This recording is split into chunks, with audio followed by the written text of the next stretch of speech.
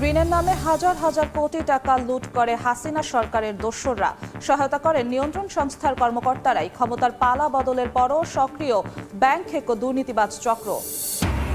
কর্মঘণ্টা আট করার দাবিতে রেলের রানিং স্টাফদের আন্দোলন। ভেঙে পড়েছে শিডিউল, ৩ থেকে ৪ ঘন্টা দেরিতে ছাড়ছে ট্রেন।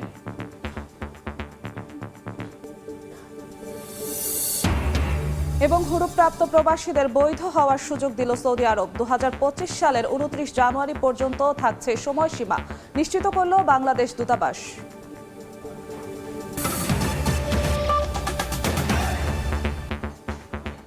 সময় সংবাদের সঙ্গে আছি আমি জিন্নাতারা যশোয়া। ব্যাংক থেকে নামে বেনামে ঋণ নিয়ে হাজার হাজার কোটি টাকা লুট করে বিদেশের মাটিতে অঢেল সম্পদ গড়লেও রাঘব বোয়াল আর তাদের দোসররা এখনও ধরাছোঁয়ার বাইরে। আটকানো যায়নি আইনের জালে। টিআইবি বলছে, বিদেশে অর্থ পাচার সহ ব্যাংক খাতে বিভিন্ন অনিয়মে জড়িত ছিল নিয়ন্ত্রণ সংস্থাগুলোরই এক শ্রেণীর কর্মকর্তা। ক্ষমতার পালাবদল হলেও কেন্দ্রীয় ব্যাংকে এখনও সক্রিয় দুর্নীতিবাজ সেই চক্র, এমন অভিযোগ বাংলাদেশ ব্যাংকের সংস্কারপন্থী কর্মকর্তাদের। অভিযুক্তদের ব্যাপারে সতর্কতা ও দ্রুত আইনি ব্যবস্থা নেওয়ার পরামর্শ অর্থনীতিবিদদের। আলতাফ হোসাইনের রিপোর্ট। নিজেদের কষ্টার্জিত অর্থ ব্যাংকে সঞ্চয় করেন প্রবাসী, ছোট ব্যবসায়ী, চাকুরিজীবী থেকে শুরু করে সব শ্রেণী পেশার মানুষ। রক্ত পানি করে জমানো সেই টাকা ঋণের নামে লুট করে বিদেশে পাচার করায় এখন তারল্য সংকট ব্যাংকগুলোতে। ব্যাংক লুটকারী হাসিনা সরকারের মদতপুষ্ট ব্যক্তিদের নামও উঠে এসেছে দেশি বিদেশি গণমাধ্যমে।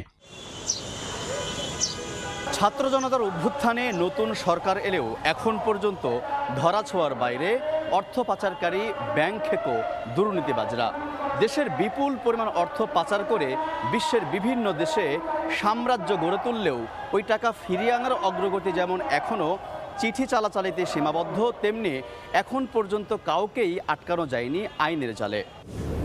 অভিযোগ রয়েছে, ব্যাংক খাত ধ্বংসের নানা অপকর্ম হয়েছে বাংলাদেশ ব্যাংকে বসেই। অভ্যুত্থান পরবর্তী শীর্ষ কয়েকজন কর্মকর্তা পদত্যাগ করে কেন্দ্রীয় ব্যাংক ছাড়লেও এখনও সক্রিয় আগের চক্র, এমন অভিযোগ বাংলাদেশ ব্যাংকের কর্মকর্তাদের অনেকের। ৫ আগস্টের পর থেকে মানববন্ধন বিক্ষোভ করে অভিযুক্ত ব্যক্তিদের বিরুদ্ধে ব্যবস্থা নেওয়ার দাবিও জানিয়ে আসছেন তারা। তাদেরকে যারা সহায়তা করেছে তাদেরকে তদন্ত করে তাদেরকে আইডেন্টিফাই করতে হবে। এ বিষয়ে কথা বলতে কেন্দ্রীয় ব্যাংকের গভর্নরের সঙ্গে যোগাযোগ করার চেষ্টা করা হলেও তাকে পাওয়া যায়নি। মুখপাত্রও কোনো বক্তব্য দিতে রাজি হননি। টিআইবি মনে করে, অর্থ পাচার সহ ব্যাংক খাতে বিভিন্ন অনিয়মে সহায়তা করেছেন এসব অনিয়ম প্রতিরোধের দায়িত্বে থাকা কর্মকর্তাদেরই কেউ কেউ। বিশেষ করে আমদানি রপ্তানির ক্ষেত্রে যে অর্থ পাচার হয়, এই ধরনের খাতগুলো যারা যে সমস্ত প্রতিষ্ঠানগুলো, যেমন বাংলাদেশ ব্যাংক, বিএফআইও নিজেই কিন্তু ব্যাংক খাতের লুণ্ঠনের জন্য এবং লুণ্ঠনের সাথে জড়িত অর্থ পাচারের জন্য দায়ী। দীর্ঘদিনের অনিয়মের জঞ্জাল সরানো কিছুটা সময় সাপেক্ষ উল্লেখ করে এই অর্থনীতিবিদ মনে করেন, অভিযুক্ত কিংবা জড়িতদের বিরুদ্ধে ব্যবস্থা নেওয়ার সময় শেষ হয়ে যায়নি।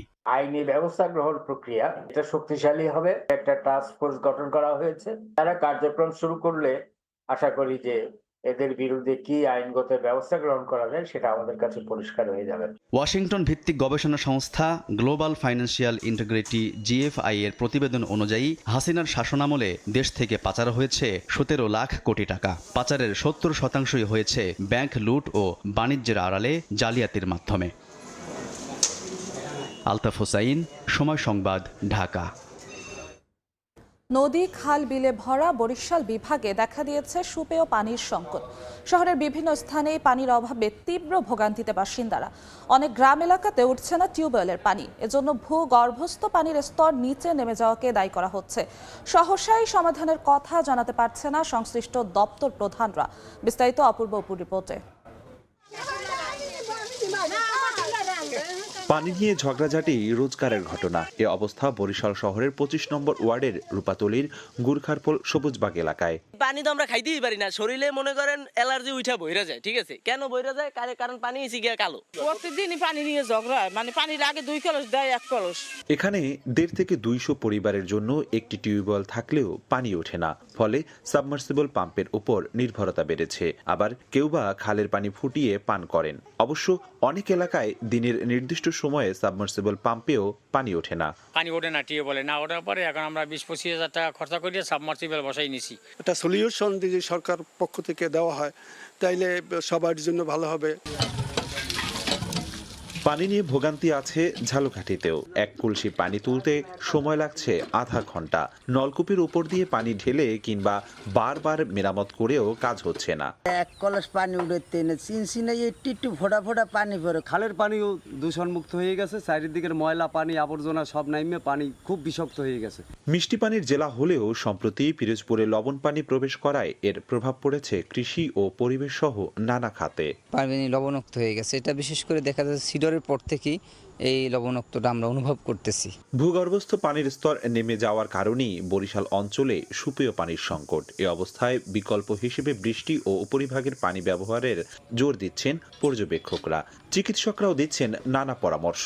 বরিশাল সিটি কর্পোরেশন এবং আশেপাশে এত বেশি আন্ডারগ্রাউন্ডের পানি ব্যবহার করছে, যার ফলশ্রুতিতে এবং ক্লাইমেট চেঞ্জের প্রভাবের ফলে পানির স্তর নিচের দিকে নেমে যাচ্ছে। এরা যদি কন্টামিনেটেড যে ওয়াটার বা পানি, যেগুলো পানির মাধ্যমে ছড়ায় রোগ, সেই সমস্ত পানি খায়, তাহলে তাদের কলেরা হবে, আমাশা হবে। সিটি কর্পোরেশনের তথ্য মতে বরিশালে আগে 700 থেকে 800 ফুট গভীরে স্বাদু পানি মিলত। তবে গত 2 থেকে 3 বছর ধরে 1000 ফুট গভীর থেকেও মিলছে না কাঙ্ক্ষিত সুপেয় পানি। অপূর্ব অপু, সময় সংবাদ, বরিশাল। রেলের রানিং স্টাফদের 8 ঘন্টার বেশি কাজ না ঘোষণায় বিলম্বে ছাড়ছে ট্রেন। এতে ভোগান্তিতে যাত্রীরা। চলতি ট্রেনের গার্ড, চালক ও টিকিট চেকারদের বলা হয় রানিং স্টাফ। ব্রিটিশ আমল থেকে তাদের জরুরি স্টাফ বিবেচনায় অতিরিক্ত দায়িত্ব পালনের জন্য দেয়া হয় মাইলেজ, যার দরুন পেয়ে থাকেন বাড়তি অর্থ। কিন্তু 2022 সালের নিয়োগপ্রাপ্তদের এই সুবিধা তুলে নেয় সরকার। ফলে 8 ঘন্টার বেশি ডিউটি না করার ঘোষণা দিয়েছেন রানিং স্টাফরা। এতে ভেঙে পড়ছে শিডিউল। সকাল থেকে কমলাপুর রেলওয়ে স্টেশন থেকে প্রতিটি ট্রেনই ছেড়েছে 2-2.5 ঘন্টা দেরিতে। নতুন স্টাফদের সঙ্গে যোগ দিয়েছেন পুরাতনরাও। ফলে ভোগান্তি বেড়েছে যাত্রীদের।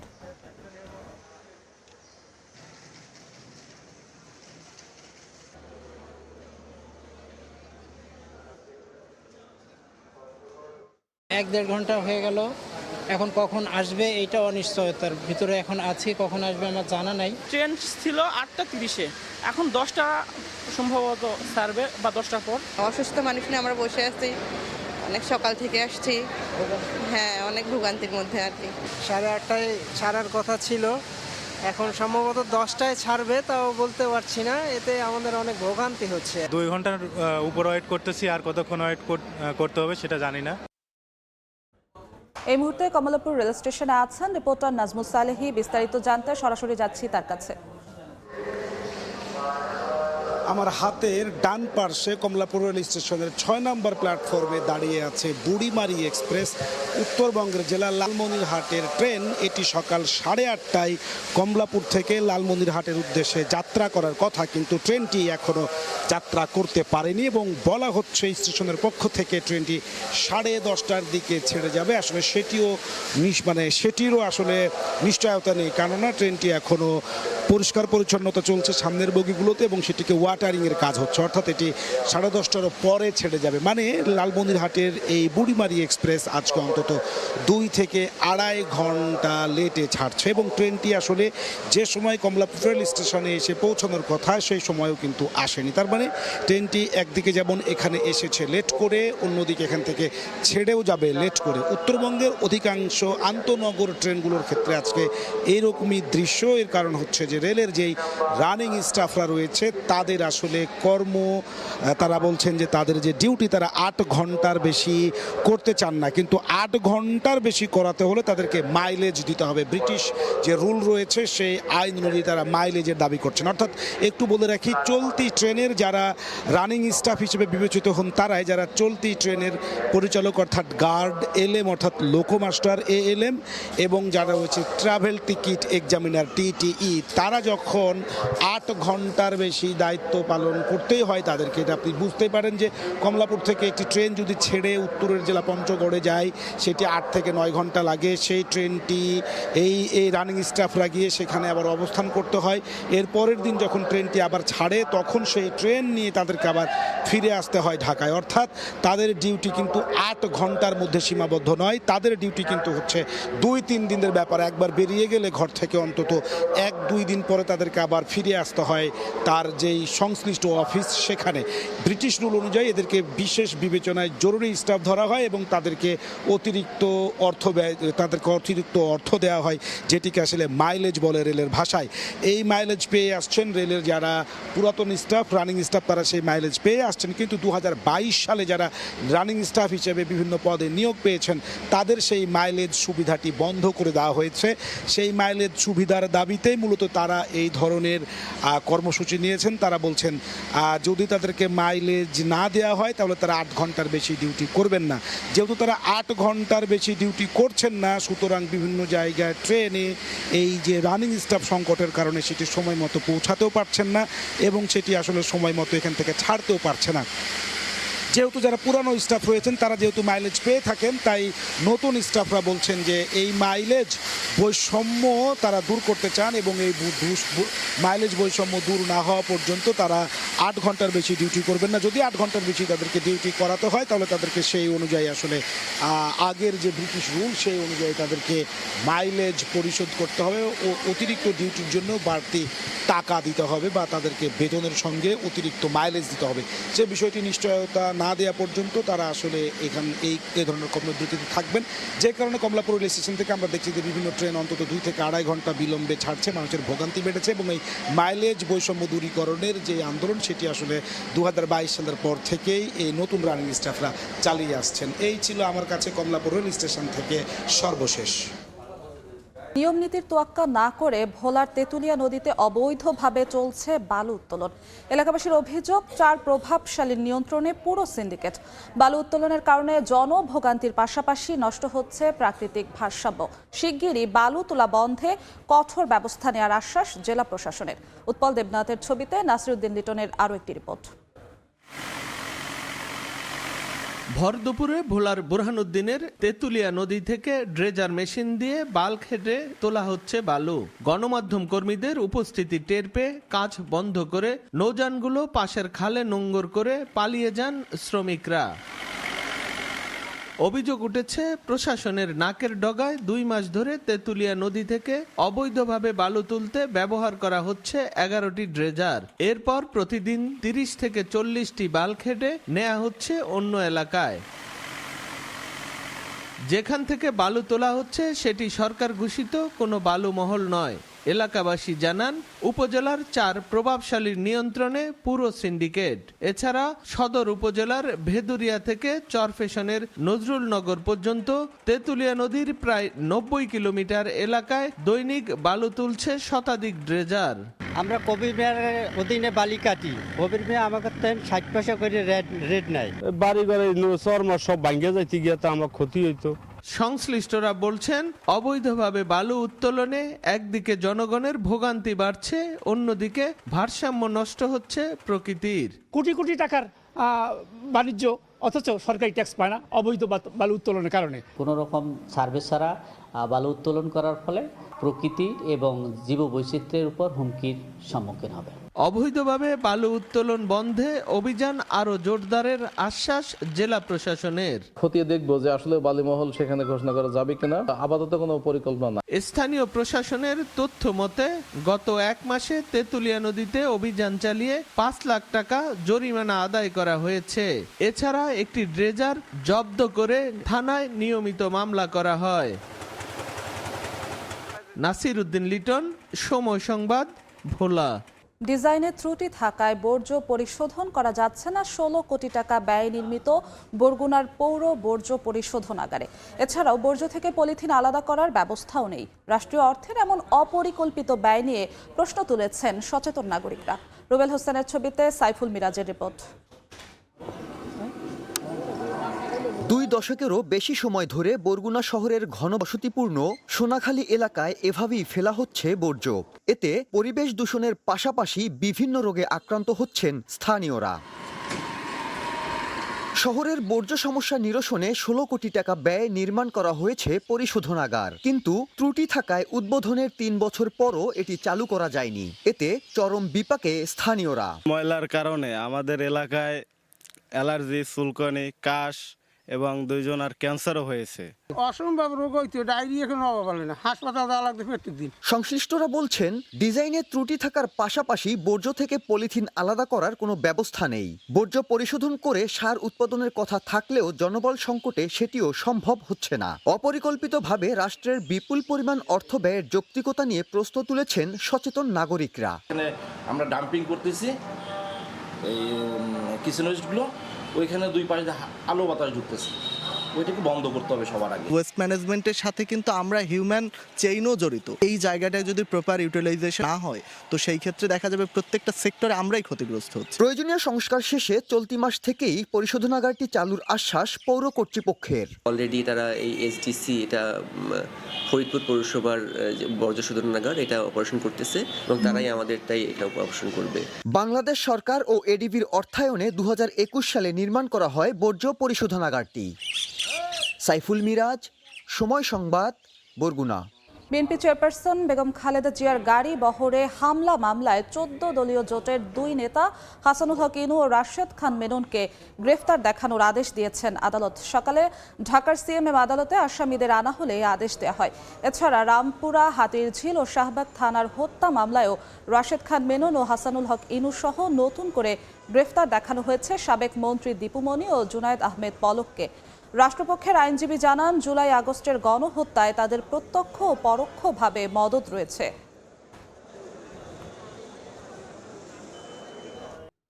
দেখছেন সময় সংবাদ। অযত্ন অবহেলায় পিরোজপুরে নষ্ট হচ্ছে ফেরি বিভাগের কোটি কোটি টাকার সম্পদ। তদারকি না থাকায় মরিচা পড়ে নষ্ট হচ্ছে সব ফেরি ও পন্টুন, আবার চুরি হয়ে যাচ্ছে মালামাল। এ অবস্থায় অকেজো ফেরি ও পন্টুন নিলামে তুলতে কর্তৃপক্ষকে চিঠি দিয়েছে সড়ক ও জনপথ বিভাগ। জিয়াউল হকের তথ্য, ছবিতে রিপোর্ট। নদীবেষ্টিত জনপদ পিরোজপুর জেলার মধ্যে অনেক নদীনালা এবং চারপাশে কচা, কালীগঙ্গা ও বলেশ্বরের মতো বড় বড় নদী থাকায় যোগাযোগের মাধ্যম হিসেবে ফেরি খুবই গুরুত্বপূর্ণ। পিরোজপুরের বর্তমানে 11টি স্থানে ফেরি সার্ভিস চালু রয়েছে। সদরের বলেশ্বর, ইন্দুরকানী ও কচা নদীর বেকুটিয়ার পয়েন্টে এবং বৈঠাকাটা সড়কের দীর্ঘা ও কালীগঙ্গা নদীতে সেতু হওয়ায় ওইসব স্থানের ফেরি ও পল্টনগুলো অকেজো অবস্থায় পড়ে আছে। মরিচা পড়ে নষ্ট হচ্ছে মালামাল, আবার রাতের আন্ধারে ফেরি ও পল্টনের লোহা কেটে নিয়ে যাচ্ছে চোর চক্র। ফেরিগুলো এখানে বসে জং পড়ে নষ্ট হয়ে যাইতেছে, কোটি কোটি টাকার সম্পদ সরকারের। সরকার ইচ্ছে করলে এগুলো মেরামত করে অন্য কোথাও যেখানে খেয়া চলে সেখানে দিতে পারে। অকেজো ফেরি ও পল্টনগুলো অকশনে তুলতে কর্তৃপক্ষকে চিঠি দিয়েছে সড়ক ও জনপথ বিভাগ। প্রপার যে বিধিবিধান মেনে সরকারি অকশনের মাধ্যমে এই অব্যবহৃত যে পন্টুন বা ফেরির অংশবিশেষ রয়েছে সেগুলির জন্য একটা যথার্থ ব্যবস্থা গ্রহণ করা হবে। জেলায় মোট 12টি ফেরি ও পল্টন অকেজো অবস্থায় পড়ে আছে, যার বেশিরভাগ মালামাল ইতিমধ্যেই চুরি হয়ে গেছে। সময় সংবাদ, পিরোজপুর। দীর্ঘ 1 দশক ধরে বরগুনার সুবন্ধি খালে জমে আছে কচুরিপানা। এতে খালের পানি ব্যবহার থেকে বঞ্চিত হচ্ছেন অন্তত 20টি গ্রামের প্রায় 2.5 লাখ মানুষ। রুবেল হোসেনের ছবিতে সাইফুল মিরাজের রিপোর্ট। দেখে মনে হতে পারে এটি সবুজের গালিচা বিছানো পথ কিংবা মাঠ, আসলে তা নয়, এটি একটি খাল। বরগুনার আমতলীর সুবন্ধি খালে কচুরিপানা জমে এমন অবস্থা। স্থানীয়রা জানান, 1 দশকের বেশি সময় ধরে খালটির কচুরিপানা অপসারণ না করায় নানামুখী সমস্যায় পড়েছেন 20টি গ্রামের প্রায় 2.5 লাখ মানুষ। পানি দূষিত হয়ে স্থানীয় বাসিন্দাদের নানা রোগবালাই লেগেই থাকে। এছাড়াও পানি সংকটে বাসিন্দারা। কৃষি নির্ভর এই এলাকায় কচুরিপানার কারণে খালে নৌযান চলাচল বন্ধ হয়ে যাওয়ায় উৎপাদিত ফসল পরিবহনে বিপাকে পড়েছেন কৃষকরাও। বছর পর বছর এই খালে কচুরি পরিমাণে যাতায়াতে বা চলাফেরায় নানান বিলে অসুবিধা হইতেছে। মশা মাছি এগুলো তো এই ইতি জন্মায়। গরু বাছুর নেওয়াইতে পারে না, খুবই একটা পানির সংকট। পানি উন্নয়ন বোর্ড জানিয়েছে 15 কিলোমিটার দৈর্ঘ্যের সুবন্ধি খালের কচুরিপানা অপসারণের জন্য 1,92 লাখ টাকা ব্যয়ে একটি প্রকল্প হাতে নেওয়া হয়েছে। এছাড়া খালের পানি প্রবাহ নিশ্চিত করতে সংযোগ খালগুলোর খনন কাজ চলছে। অনুকরণ কাজ সমাপ্ত হলে আমরা কচুরিপানা অপসারণ কাজ শুরু করব। এর আগে 2021 সালে সুবন্ধি খালের কচুরিপানা অপসারণের জন্য 2,25 লাখ টাকা ব্যয়ে একটি প্রকল্প হাতে নেয় পানি উন্নয়ন বোর্ড। তবে পরিকল্পনা কমিশনের আপত্তিতে প্রকল্পটি বাস্তবায়ন হয়নি। সাইফুল মিরাজ, সময় সংবাদ, বরগুনা। দেখছেন সময় সংবাদ। সৌদি আরবে অবস্থানরত প্রবাসীদের জন্য সুখবর দিয়েছে দেশটির সরকার। দেশটিতে হুরুপ বা পলাতক কর্মীর তালিকায় অন্তর্ভুক্ত হওয়া প্রবাসীদের বৈধ হওয়ার সুযোগ দেওয়া হয়েছে। 2025 সালের 29 জানুয়ারি পর্যন্ত এই সুযোগ থাকছে। বিষয়টি নিশ্চিত করেছে রিয়াদে অবস্থিত বাংলাদেশ দূতাবাস। বিস্তারিত আরিফুর রহমানের প্রতিবেদনে। সৌদি আরবে নানা কারণে কফিল বা স্পন্সর থেকে বিচ্ছিন্ন হয়ে যারা হুরুপ বা পলাতক কর্মীর তালিকায় অন্তর্ভুক্ত হয়েছেন তাদের জন্য এসেছে বৈধ হওয়ার সুবর্ণ সুযোগ। রিয়াদে বাংলাদেশ দূতাবাসের আইন সহকারী মামুনুর রশিদ জানিয়েছেন 2024 সালের নভেম্বর পর্যন্ত যেসব প্রবাসী এই পরিস্থিতিতে রয়েছেন তারা আগামী বছরের জানুয়ারির 29 তারিখের মধ্যে বৈধ হতে পারবেন। তারা যে জিনিসটা আমাদেরকে জানিয়েছেন যে 2024 সালের 30 নভেম্বর পর্যন্ত যাদেরকে হুরুপ দেওয়া হয়েছে ইতিপূর্বে, এই হুরুপ্রাপ্ত কর্মীরা চাইলে এখন বৈধ হতে পারবে। এর জন্য সুযোগ দেওয়া হয়েছে আজকে 1 তারিখ থেকে 29 জানুয়ারি পর্যন্ত, 25 সালের 29 জানুয়ারি পর্যন্ত। হুরুপ প্রাপ্তদের বৈধ হওয়ার এই প্রক্রিয়া কেবল সৌদি সরকারের অনুমোদন পাওয়া নির্ধারিত পদ্ধতিতে সম্পন্ন হবে। তবে এর জন্য প্রবাসীদের নির্ধারিত কাগজপত্র এবং প্রাসঙ্গিক তথ্য জমা দিতে হবে। এ বিষয়ে দূতাবাস থেকে আরও জানানো হয়, প্রবাসী বাংলাদেশিদের সাহায্যের জন্য বিভিন্ন তথ্য সেবা চালু রাখা হয়েছে। প্রবাসীরা দূতাবাসে যোগাযোগ করে প্রয়োজনীয় পরামর্শ ও দিক নির্দেশনা নিতে পারবেন।